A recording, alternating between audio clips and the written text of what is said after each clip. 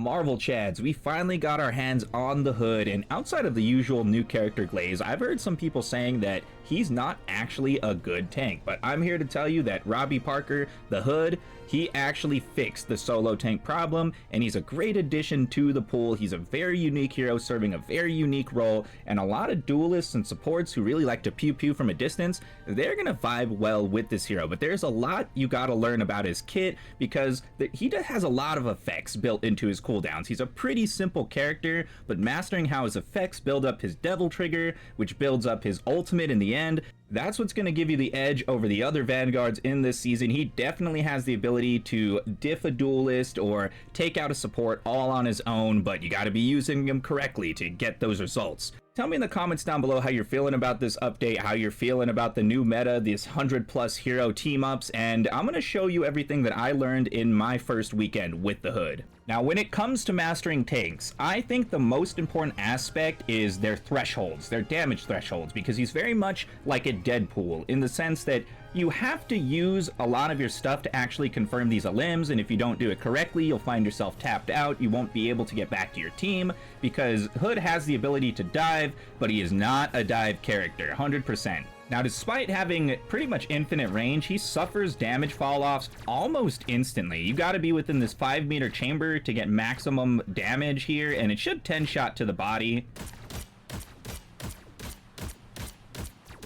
Boom, right there, went from 37 to 27, and what's actually pretty interesting about him is he has a double headshot multiplier, which is pretty rare in this game, actually. So hitting this bot, we get 1, 2, 3, 4, 5, boom. But notice, as soon as I back up, get like just about 10 meters,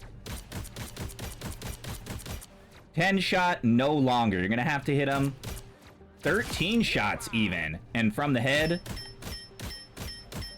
7 shots, not even 6 shots, 7 shots, and that's just within the 10-meter range. So once you start backing up to 15, 20 meters, you're really just firing for effect. Obviously, you have the devil trigger, which is the whole thing. Though you're firing for effect from the background, the whole time you're really trying to build up your devil meter. And this is where one of the skill gaps come from, because you don't want to constantly being applying pressure, because you might trigger this half devil mode when it's not even good for you, when you don't even have targets to dump it into. A tip about it too, notice once I get to 50 on this thing, it turns red, and that increases my fire rate by about 25 to 30%. So hovering around 50 is actually pretty good. If anything, when you're at a distance just tanking for your team, you want to try to get it to 50, but then hold it here until you know your team is fixing to make a play. By the way, when you hit, it's only 2 each time. Headshot does not give you 3. That was something that was in the trailer, not in the actual game. The only way to get 3 is to throw down this power, the curtain. And when you hit them through it, for some reason, not the first shot. First shot gives you 2, but subsequent shots after that will give you 3. It may be a little bit of a glitch, I'm not sure. Give it another try just so you can see that. 76, 79. See, that's weird. For some reason, it does it there. I think there's probably an install time for this shield, so even though it's up, it's still not boosting your gun at that same time. And there's so many things about this shield that matter too. So not only do the bullets that pass through it give you more demonic energy, but when you actually go to your devil trigger form, you get increased lifesteal, and any of the enemy projectiles that come through have reduced damage and healing output. And if anyone is dumb enough to go through it, they get blinded. Should see a little symbol on their head when he runs through it. No symbol, but that little flash. That was enough. That was him getting blinded. It lasts about 1 to 2 seconds, maybe 3 seconds, but for dive characters, that is everything. And since I used his movement ability, let me explain it to you real quick. So you go into shade, and when you come out, you actually have a temporary movement boost. Again, only for a few seconds. All of the Hood's powers, they really only boost him for a tiny bit. I would say if anything that's going to get nerfed or buffed on this character, they might tune down his headshot multiplier, but they'll probably tune up the time that his effects last. Because you don't actually have that much time to reach the next floor. My advice is to already be holding the ascend button when you go into this form and be looking up. Because you see, I barely just got up here. Thankfully for that movement boost at the end, it set me up, but it's very easy to miss that vertical ascension with his movement power. Also note that if you do it into an enemy, it does a burst of damage. And if you've been paying attention to the devil meter, you'll notice that it's been increasing too. There's 3 powers that increase your devil trigger. You can shoot them, you can shade away, and that's actually going to activate your devil trigger. Let me show you what the value is right there. That was a bit unfortunate. So if I shade away, I get 20 flat. And if I use my shield power that I have not showed you yet, so I'll show you the 3rd power. You get a little bit every time you get hit. But you see how it doesn't really last that long. Even with my cooldown off, you know, the practice cooldown, 1, 2, 1, 2, it doesn't give you much protection, and you have to be saving this, because let me show you his cooldown actual values, because if I'm using this without cooldowns off, you got a 10-second timer on that beast. And if I use this curtain, that also has a 10-second timer. So if you're using his defensive powers too quickly, it's very easy to get tapped out with the hood. That's why he's not truly dive. He's meant to be hanging back on the point or helping out the supports from distance while your dives are leaping in. And then once they get a confirm or two, maybe they get a support down, that's when Robbie can go and do his thing, you know? And obviously, you would want to get in there with about 80. I think the real trick with him is that building it up to 50 to getting so that you can have your fire boost. And then once your team starts doing their plan, you build yourself to 80. And once you build yourself to 80, that's when you can go in. But the only bad part about that is that his meter goes down while he's actively cloaked. So as soon as you devil trigger, even if you devil trigger in that cloak form, you start eating your meter. And not only that, check the cooldown. It's a 15-second cooldown, but at the very least, once you get to 50 devil trigger, you can cancel out, and it'll save you some of your meter. I think it cuts it in half, because I think we went from 36 to 18 right there, but you have the ability to pace yourself, and that's, again, like I said, a skill gap of the hood. Not going into your devil trigger when you're too far away to actually do effective damage, remembering to cancel out of it if you activate it too early, and just watching this meter constantly, because all his defensive properties, they don't allow him to get that aggressive. And talking specifically about this devil trigger form, it has lifesteal, which is going to be your primary sustain on this hero, and it is based on the damage you're doing, but also it can overcharge your HP. So for here, we're hitting, you see how it's not going up too much, we get closer, we can cap at about 700, so ultimately we get 100 overshield, and you know, it's like not the best life sustain. The best way to characterize the hood is a hero that's just looking for his moment to pop off. He's waiting in the wings, waiting for his moment to hit a shade, and then he actually gets big lifesteal. He's in your face, but you see, even when I'm close to them, we're not even getting to 700 that fast. You really need your team support. He's not really like the solo dolo tank, but no tank really has that power, except like Devil Dinosaur or the Thing, and he is perfect for backing those type tanks up. Now let's talk about his ultimate, and there is a bit of a technique with his ultimate, because when teammates are around you, they actually get bonus health when you hit enemies, and the final shot does extra damage. So if I'm standing here, it's gonna take 3 shots to actually kill one of these 250s. 1, 2, 3.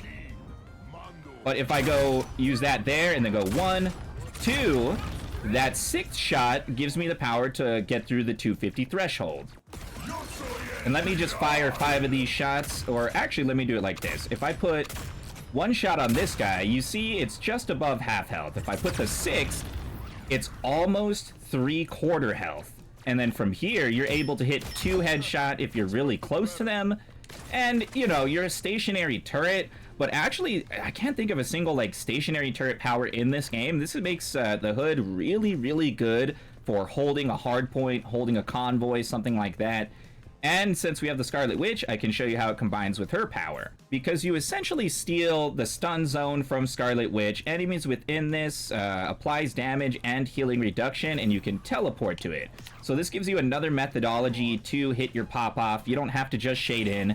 You also have this. Ooh, pulls him in. That was a nice little bit of damage, but honestly, you don't want to be in there unless you're about to hit your devil trigger. but it gives you options, so it's okay. And by the way, that pull in towards the hood, that was actually a product of having Scarlet Witch on my team.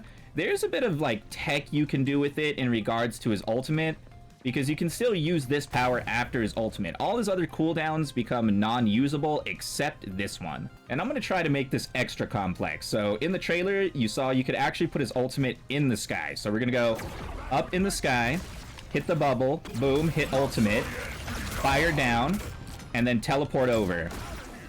And you see, because you're kind of like a Hela, if you try to do anything tricky with this ult, you become a very loud, obvious target. And because you're not insta-killing things, people can, you know, come out, use their ults, shoot you with things. And this gives you another way to get away. You know, you can reposition off of this. I think we're going to see some tricky plays, but I still don't think it's the best. Though it is a funny little technique, right? The obvious better of the two is going to be Moon Knight. Moon Knight upgrades the Abyssal Veil into a lunar barrier, and this straight up blocks projectiles. So Moon Knight turns my curtain into a straight up projectile blocking. You see how it's blue? With 200, 250 health right there? So it just straight up blocks healing and damage, turns me into a hard shield tank, temporarily. But also, if it detonates on top of the enemies, it's actually going to do some damage, apply some healing reduction as well, boom. Tiny little bit. And it's just like all these little control effects, all these little debuffs that are in the Hood's kit. Knowing those and knowing when to apply those, that's going to make getting your limbs easier. However, there's one effect on this team up I don't really know how to activate. I don't even know if it matters that much. The Hood's attacks that pass through this shield gain a bounce effect. This is when Moon Knight is on your team. So like I shoot this guy, doesn't bounce. Shoot at his feet, doesn't bounce. Maybe they have to be too close together for bounce to matter, but tell me in the comments if you understand how this works. I think it's actually glitched and maybe a mechanic that works in the future. Now, the final thing to discuss is the team-ups that the Hood enhances. First, we have Jubilee, and Jubilee's is pretty good. I actually think this might be better than her Blade one, because while her Blade offers radial healing, this gives her critical hits when in attack speed enhanced form. And that is so powerful for Jubilee. Jubilee is just an underachiever when it comes to the healing. She can't match a Luna Snow and some of the other characters. But this attack enhanced form, the fact that she can put out damage in equal measure to her healing here, that makes her a much more versatile character. However, see this bubble here? The whole thing about this bubble is you do that and you detonate, and it implies this mark on top. It actually makes it last longer, so that you'll have access to more ability to increase your attack speed, because the only way you can do it manually with Jubilee is her little movement dash. The other way is to actually overcharge her bubbles, give them a detonation. Boom, I'll hit over here, takes a little more time, hit him again, keeping my attack speed up. And you see how much, damn, that's a lot of chance to get some critical hits. Second hero that gets an enhancement from the Hood is going to be Magic. And with Magic, she gets a cooldown that creates an aura field. And within this aura field, she can use her teleport power more often, and it also automatically summons the demons. And these demons are melee based. That's actually their range. For anyone who doesn't play Magic, I feel like she's one of those niche characters that does very well, but it's mostly because the people who play her are specialists. People who play her play mostly her and no one else does. Let's hit some closer to this guy, so you can see that little bit of damage. Not too bad, but the real bonus of having Red Hood on the team, and why I think he's going to do very well, because they have a natural synergy of protecting point like this. When you have Hood on the team, the Limbo Demons have increased health and a wider attack range. And though I feel like most people at the lower levels don't attack summons, this is going to make Magic scale easier into the higher levels of play. And the real nuance of Magic that's going to make this pretty dang OP is that using her attacks correctly brings down the cooldown of this disc. So if you actually know how to use her and you're like this, boom, you're going to get this power back super fast. And you're going to have like 2 to 3 demons up pretty much at all times. And that's kind of scary, man. A Magic putting out that kind of power. It's interesting that I mentioned Cloak and Dagger so much, because Red Hood actually gives some of his powers to their Veils. If you're using Dagger, the Twilight Veil weakens enemy damage. And if you're using Cloak, Enemy healing pass-through suffers healing reduction. And it's going to be harder to see the healing reduction, but at the very least, we can see how much damage we're getting here. 1, 2, you know. They actually 10-shot these bots too. So these bots do equivalent damage to Red Hood. Throw the Veil in front.